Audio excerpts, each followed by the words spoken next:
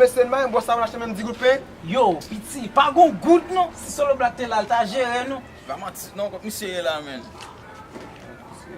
Sa pase la vin nan, ben sa. Solo.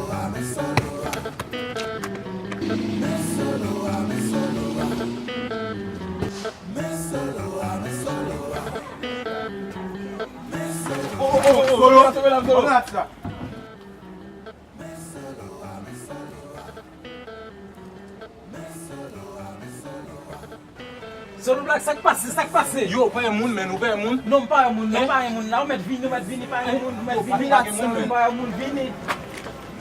Yo, sa gen.